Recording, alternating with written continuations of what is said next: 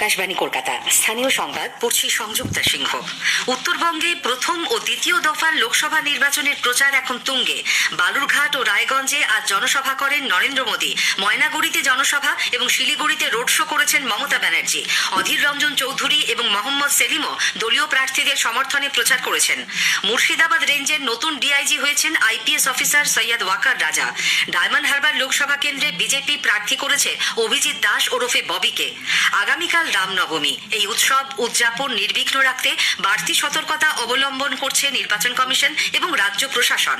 প্রাথমিকে অবৈধভাবে চাকরি পাইয়ে দেওয়ার নাম করে জেলবন্দি অভিযুক্তরা বিপুল টাকা তুলেছিলেন বলে সিবিআই হাইকোর্টে পেশ করা রিপোর্টে জানিয়েছে। গ্রীষ্মের শুরুতেই দক্ষিণবঙ্গের বিভিন্ন জেলা তাপপ্রবাহের কবলে। ইডেনে আইপিএল এর ম্যাচে কলকাতা নাইট রাইডার্স ও রাজস্থান রয়্যালস মুখোমুখি হয়েছে। আসছি বিস্তারিত খবরে। উত্তরবঙ্গে প্রথম ও দ্বিতীয় দফার লোকসভা নির্বাচনের প্রচার এখন তুঙ্গে। প্রথম দফায় ভোট নেওয়া হবে আগামী শুক্রবার 19 এপ্রিল কোচবিহার, জলপাইগুড়ি ও আলিপুরদুয়ার আসনে। এই দফায় প্রচার শেষ হচ্ছে আগামীকাল। দ্বিতীয় দফায় 26 এপ্রিল ভোট নেওয়া হবে দার্জিলিং, রায়গঞ্জ ও বালুরঘাট কেন্দ্রে। প্রবীণ বিজেপি নেতা প্রধানমন্ত্রী নরেন্দ্র মোদী আজ বালুরঘাটের দলীয় প্রার্থী সুকান্ত মজুমদার ও রায়গঞ্জের প্রার্থী কার্তিক চন্দ্র পালের সমর্থনে জনসভা করেন। বালুরঘাটের সভায় আদিবাসীদের উন্নয়নে তার সরকারের বিভিন্ন উদ্যোগের খতিয়ান তুলে ধরে তৃণমূল কংগ্রেসকে সরাসরি আদিবাসী বিরোধী আখ্যা দেন তিনি। इसी बालूरघाट में 3 आदिवासी महिलाओं ने बीजेपी को ज्वाइन किया था, तो टीएमसी के गुंडे वहां आधमके थे। टीएमसी के लोगों ने उन महिलाओं को घुटनों के बल बैठाकर माफी मांगने को मजबूर किया।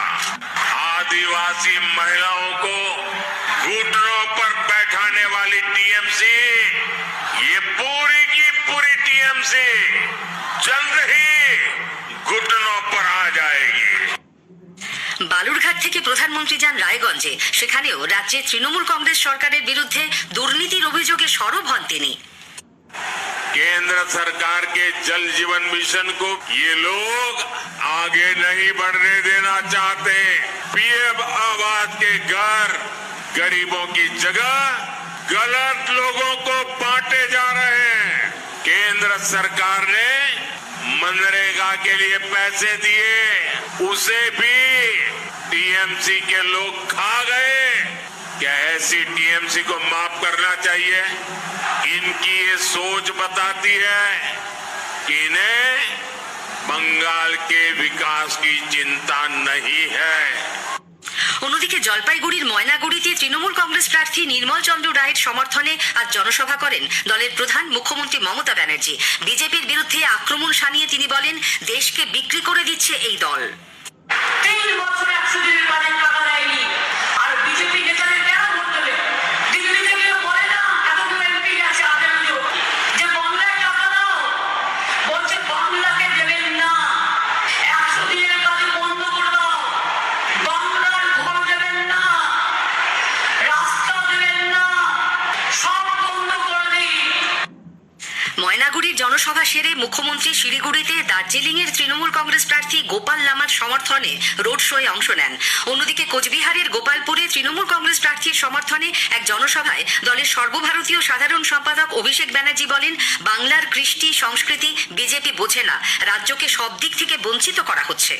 আপনারা ভোট দিয়েছিলেন বিজেপিকে আজকে দিনের স্বপ্নে বিশ্বাস করে, এই জুমলায় বিশ্বাস করে, আর আজকে দিনে আপনারা কি পেয়েছেন? ভাওতা আর ভাওতা।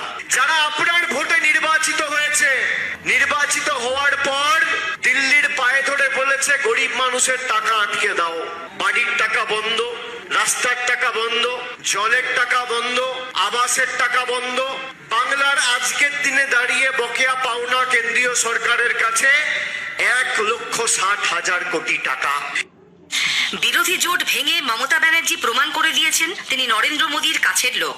আজ উত্তর দিনাজপুরের গোয়ালপুকুরে রায়গঞ্জের দলীয় প্রার্থী আলী ইমরান রামসের সমর্থনে এক জনসভায় এই মন্তব্য করেন প্রদেশ কংগ্রেস সভাপতি অধীর রঞ্জন চৌধুরী। দিদি মোদির জোট সারা দুনিয়া দেখছে, সারা দেশ দেখছে। ইন্ডিয়া জোট ভেঙে দিদি প্রমাণ করে দিয়েছেন মোদির সব থেকে ঘরের লোক দিদি। এদিকে জলপাইগুড়ি কেন্দ্রে কংগ্রেস সমর্থিত সিপিআইএম প্রার্থী দেবরাজ বর্মনকে নিয়ে আজ প্রচার করেন দলের রাজ্য সম্পাদক মোহাম্মদ সেলিম। জলপাইগুড়ি শহরের নেতাজি পাড়া থেকে মিছিল করে বিভিন্ন পথ পরিক্রমার পর জনসভাও করেন তিনি। অভিষেক ব্যানার্জি ও রাহুল গান্ধীর হেলিকপ্টারে আয়কর তল্লাশি নিয়ে রাজনৈতিক চাপানুতোরের মধ্যেই এবার কোচবিহারের বিজেপি প্রার্থী নিশীথ প্রামাণিকের গাড়িতে তল্লাশি চালানো নির্বাচন কমিশন ও পুলিশ। আজ দেওয়ানহাটে নাকা চেকিং এর সময় কেন্দ্রীয় স্বরাষ্ট্র প্রতিমন্ত্রীর গাড়ি আটকান কমিশনের দায়িত্বপ্রাপ্ত আধিকারিকরা এবং পুলিশ। এই নিয়ে তাদের সঙ্গে শ্রী প্রামাণিক ও তার নিরাপত্তা রক্ষীদের বচসা বাঁধে, তবে গাড়িতে তল্লাশি চালিয়ে কিছু মেলেনি। স্থানীয় সংবাদ শুনছেন আকাশবাণী কলকাতা কেন্দ্র থেকে। এখন বিজ্ঞাপন।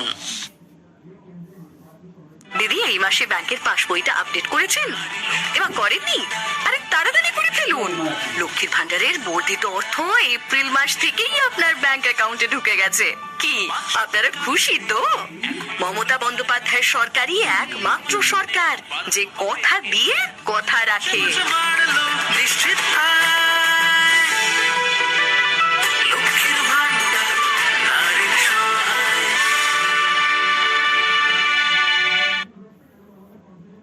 ফিরে আসছে স্থানীয় সংবাদে। ডায়মন্ড হারবার লোকসভা কেন্দ্রে বিজেপির প্রার্থী হয়েছেন অভিজিৎ দাস ওরফে ববি।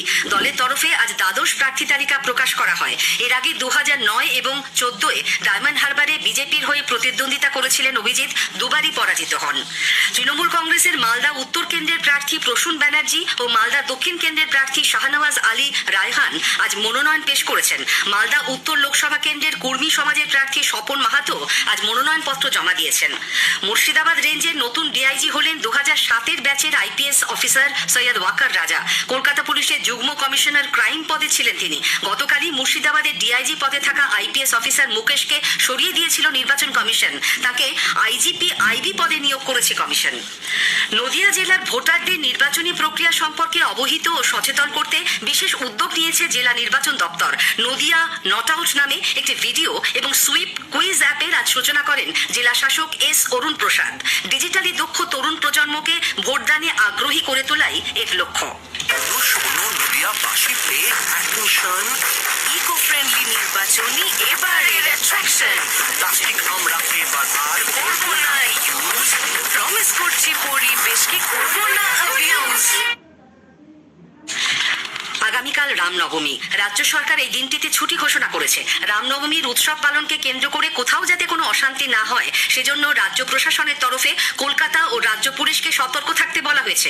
সংবেদনশীল সব এলাকা ও ধর্মীয় স্থানে সিসি ক্যামেরার ফুটেজ সংগ্রহ করে রাখার পাশাপাশি নজরদারির জন্য অতিরিক্ত পুলিশ মোতায়েন করতে থানাগুলিকে নির্দেশ দিয়েছে কলকাতা পুলিশ। প্রশাসনের আগাম অনুমতি ছাড়া রাস্তায় যাতে কোনো মিছিল না বেরোয় সে ব্যাপারেও সতর্ক থাকতে বলা হয়েছে। যে কোনো রকম অপ্রীতিকর ঘটনা ঘটলে দ্রুত ব্যবস্থা নিতে বলা হয়েছে রাজ্য পুলিশকে। উল্লেখ্য, কলকাতা হাইকোর্ট শর্ত সাপেক্ষে রামনবমীর মিছিলের অনুমতি দিয়েছে দুটি সংগঠনকে। এদিকে রামনবমী উদযাপনকে সামনে রেখে নির্বাচন কমিশন এবার অতিরিক্ত সতর্কতামূলক পদক্ষেপ নিতে চলেছে।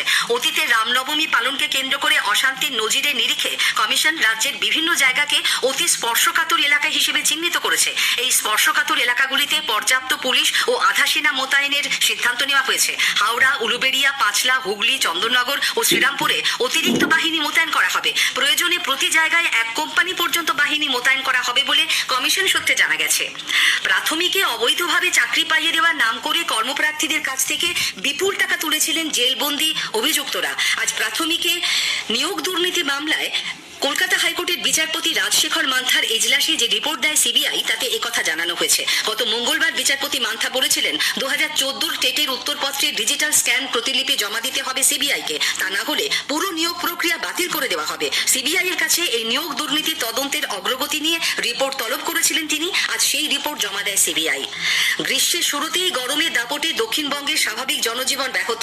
পশ্চিম থেকে উত্তর পশ্চিম দিকে বয়ে যাওয়া শুষ্ক বাতাসের প্রভাবে লাফিয়ে লাফিয়ে বাড়ছে তাপমাত্রা। আবহাওয়া দপ্তর আজ 2 বর্ধমান, পশ্চিম মেদিনীপুর ও বাঁকুড়ায় তাপপ্রবাহের মতো পরিস্থিতির সতর্কতা জারি করে। আগামীকাল এই সতর্কতা রয়েছে 2 বর্ধমান, ঝাড়গ্রাম, পুরুলিয়া, বাঁকুড়া, 2 মেদিনীপুর, বীরভূম ও মুর্শিদাবাদ জেলায়। এদিকে রাজ্যের একাধিক জেলায় তাপপ্রবাহের পূর্বাভাসের প্রেক্ষিতে রাজ্য সরকার আগাম সতর্কতামূলক ব্যবস্থা নিচ্ছে। ইডেন গার্ডেন্সে আজ কলকাতা নাইট রাইডার্স আইপিএল এর ম্যাচে রাজস্থান রয়্যালসের মুখোমুখি হয়েছে। টসে জিতে রাজস্থানকে কলকাতা নাইটরা ব্যাট করতে পাঠায়। একটু আগে পাওয়া খবরে জানা গেছে 6 ওভারে 1 উইকেটে 56 রান করেছে কেকেআর। স্থানীয় সংবাদ শেষ হলো।